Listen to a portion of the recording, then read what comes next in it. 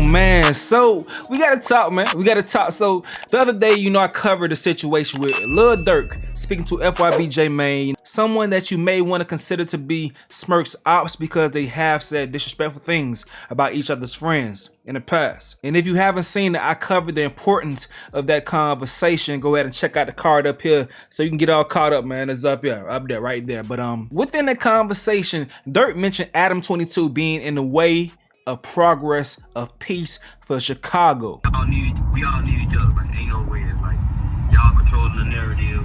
We got the politics to the fan. It's like you got niggas like Adam and them in the way. Like, you know what I'm saying? Like, let's just start there. Now it's crazy as hell. I seen somebody say in the comment section that Adam22 is who we think that Vlad TV is. The way that he instigates drama that he would never be in is insane. And like I said about a year or so ago, Adam22 is like the real life tangible version of the crazy hip-hop white boy fan that just want to watch everyone kill each other like it's a movie. Like they don't respect these people, these rappers, like the people. They're all characters to them. So Lil Durk said what he said. Adam22 ends up responding to that. Coming from someone like Durk, who obviously is one of the most popular rappers and throughout his career has had some of the most over-the-top diss songs in Chicago rap history. I feel like, if anything, the narrative that we've put forth, and I'm working on a compilation that will compile all of the times on the podcast in which I was really pushing people to lay down their guns and promoting peace. Now, granted, yes, we discussed the history of a lot of these beefs and everything, but the idea that I'm in any way pushing narratives that contribute to the violence when we're talking about someone who I don't think almost anybody besides Durk, maybe Vaughn, you could throw him in it. I don't think almost anyone has had more of an impact in terms of pushing gang warfare stemming from music than Lil Durk. I get your point as far as your criticism for Durk, but one, it is a weakness, but he's actually emotionally tied to what's going on as far as having real people die. You are seeing true emotions and reactions in the song and diss, and that is natural instincts of a human that should be worked on and compressed and shouldn't be used to instigate more violence, but he's actually within the situation. You have no excuse for like this. Now, my past video that I referenced about the situation, we went over the conversation that FYBJ Main had with Aunt Glizzy, where Aunt Glizzy was saying that you dudes need to be sliding for your dead homie FBG Duck and not putting your guns down and picking up cameras and becoming YouTubers. You guys are scared low-key because y'all know y'all could die too. Forget all the pushing peace. Y'all need to be sliding every day on O-Block. J Main was like, nah, bro, we got to put out a better message for the kids. The people are tired of their families dying. Now, look at Adam22 response to that. You heard what he just said about trying to push peace. Let's look at his response to this whole situation. Honestly, he spun you. He did. He was walking on your ass. What he was doing, bro? He said like, "Oh, block, they picked up hammers and y'all picked up keyboards or y'all picked up your phones." And I was just like, he said after adult died, y'all turned to bloggers and podcasters. Yo, and in that moment, I was like, "Oh, my boy is podding in a different way." Like he came to the pod with like bars in mind / he's in the booth punching in. Like he's dropping notable quotables and saying some savage so basically that you the people want to hear. Right, the people love that shit. No, you over but you over dick sucking. Put it like that. The kids wanted to hear that. The kids, let me break this shit down to you because we grown ass men and you 40 and you sound like a goofy, bro. I'm just saying. You say you 40, you sound like a goofy, bro. Straight up, J Man. Tell that boy. Saying what it is. No, he sounded like look, put it like this. Aunt Glizzy in Chicago, do your homework on what a Clizzy is. He sounded like a Clizzy to Chicago niggas like who really know what's going on. People is tired of dying, like I explained to Aunt Glizzy, bro.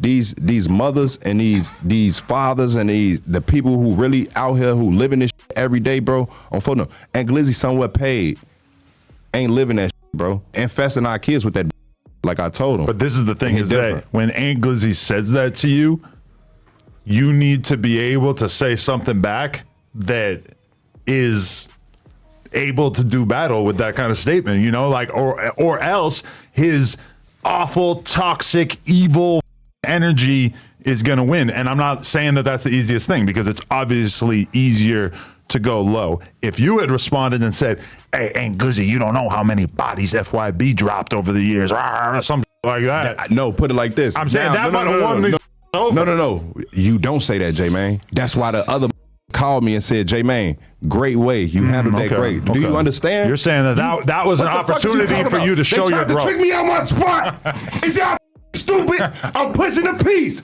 They wanted me to kill Aunt Glizzy when he passed me that gun. Let's just start there. They wanted me to crash out. Let's start there. Nigga, do your homework on. Come on, bro. And you too damn old, Adam, to be running this platform like this.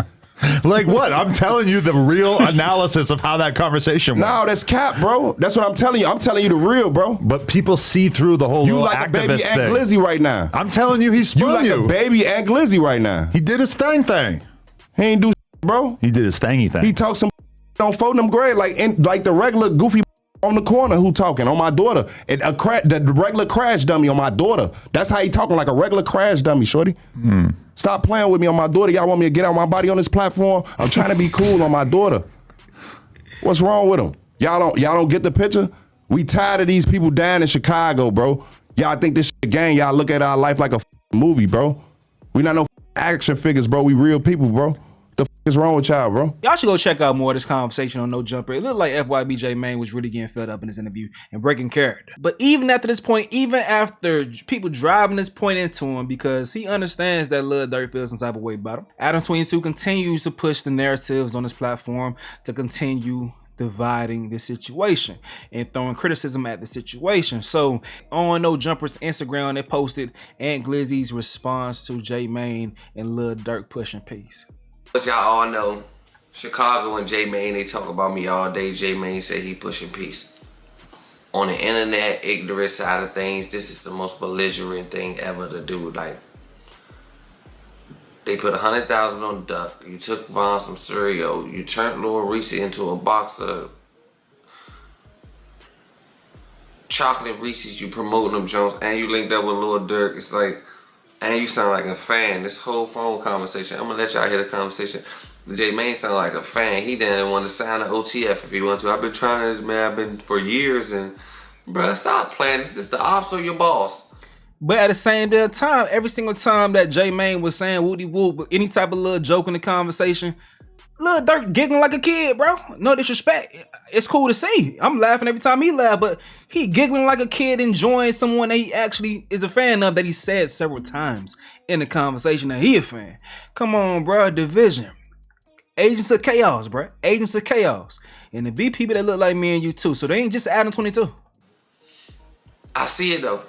None of y'all was Duck real friends. That's the ignorant side of things. The Duck real friends, y'all posted stood on business and all that. But the big thing for Chicago, definitely 100% on the side that it got sense. Now let me get to the senseless side. I meant the sense side of it.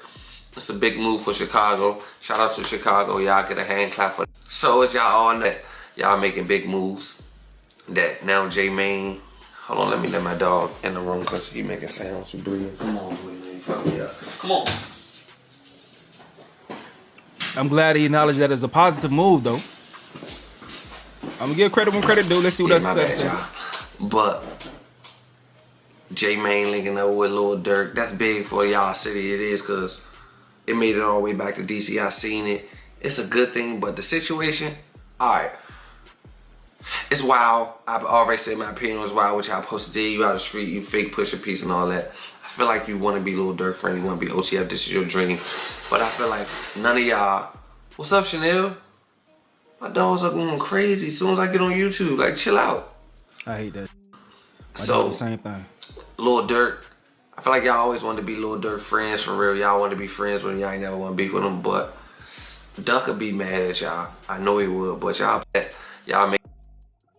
Before I move on, it ain't just about that, bro. One thing that Durk touched on, and even 16 shot him, expounded on the situation, is that this connection opens the door for more artists to go ahead and feel comfortable working with the other side so they can get more bread. That side, the 63rd side, they were blackballed due to politics and they couldn't work with certain people. So it's more than just being Durk's friend. It's more opportunities to actually get money and work with a whole new side of the industry. Shit, not even another side. Most of the goddamn industry wouldn't work with them because they was cool with Chief Keef, Durk's side, everything like that, bro. It's more than just that, bro. Push a piece that's good for y'all city. Now I'm gonna just grow up and I'm gonna be mature. I wanted to get on here and say, man, J-Man, you a Man, you a cold blood, man. You know, oh my God, y'all is the most embarrassing block ever. But Vaughn said we ain't from 63rd, so I get it now. We ain't from 63rd, so I understand it. I ain't from that block. I ain't trying to be from that block. I get it. So that happened. Now they back cool. I'm gonna let y'all hear the conversation. And y'all tell me, J-Man was sounding like a fan to me. Like he was like, J-Man, you sat there with Aunt Glizzy and you had a phone conversation with Lil Durk. You was not one of them active ones. Nobody respect you, first of all. Only reason I feel like, let me just state my scenario. Only reason I feel like Lil Durk sat down with you, you just had Memo 600. Lil Durk is trolling Memo 600. Memo 600 just sat down with you, so Lil Durk, it's just troll that you don't catch. You just goofy. Like, you still think people push you. Big for Chicago, okay, man. You make it make sense. You still being trolled, don't even know you being trolled. Shout out to OT pushing. Memo said that in the conversation with J-Mane, at that point in time, the conversation with Durk had already happened based on what I'm perceiving what Memo said. So no, Smirk didn't do that just cause of that, bro. Come on now. At the same time, bro, you can't just switch up your character. So I understand what he doing. He's trying to sell and entertain his audience, but y'all make sure y'all see through the at the same damn time. He playing this character. He's trying to be entertaining. Sometimes people only know how to be this one particular character to be entertaining. They can't switch it up. And I understand that. Do your thing, making money, my boy. I get it. But you as the audience members, be on point. Don't get caught up into the hoorah and then want to embrace this character as far as when you step out and you live life on your own. Like, be careful with that shit, bro. Take this shit as entertainment. Be able to separate this in your brain. Please, bro. Please. Especially the jits out there that may be watching my channel. Please, bro. Yeah, though.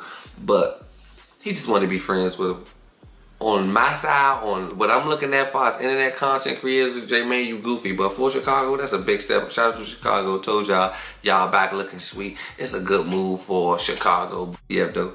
But okay though, so this is my first time hearing that. It wasn't as negative as I thought it would be. It started off kind of negative, but Adam22 didn't only post that. You know, he spoke about Memo in this video. They posted one of Memo's homies, Just Blow 600, calls out Memo 600 for not helping him while he's locked up, and Memo responds. So this dude saying Melvin Griffin, that's on Memo name.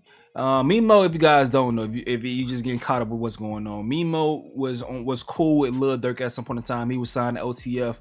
I believe he was signed to OTF, but he was just on that side of things, you know.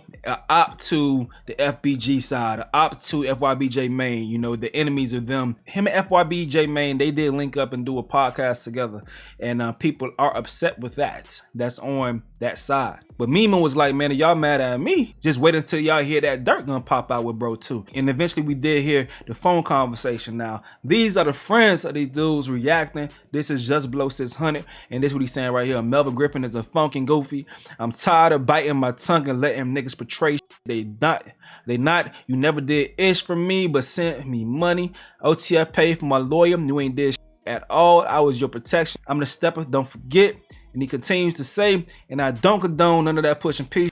My brother's dead and got light behind this ish. Niggas need to push for their lawyer. Money on Steve. I'll start exposing niggas. All right, so what's crazy is he said OTF paid for his lawyer whole time. Lil Durk out here pushing peace too.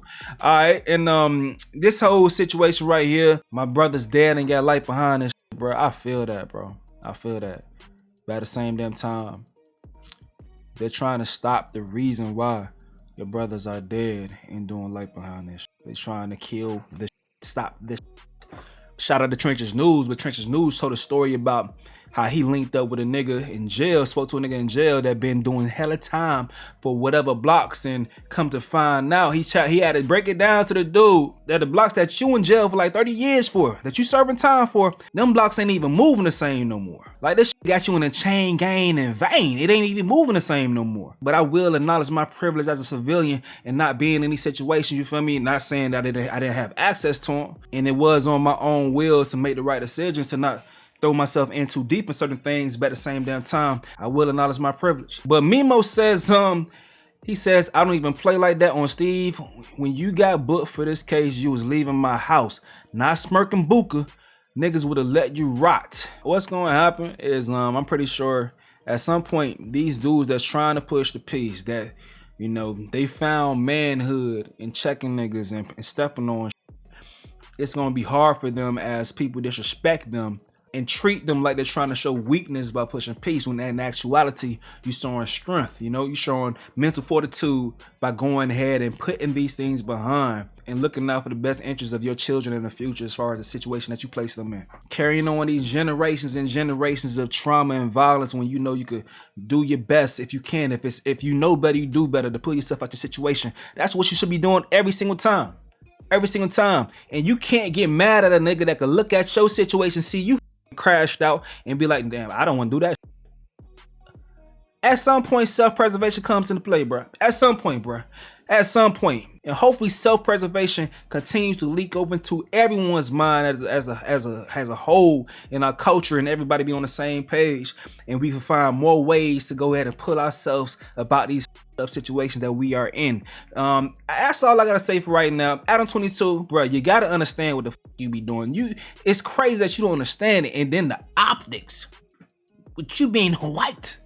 Like, you people tell you this all the time. It's like you just don't want to hear, you just don't care. You just are in such a privileged position that you don't even have to care, because you are just still gonna run your platform, still gonna do you. It is what it is. It just is what it is, man.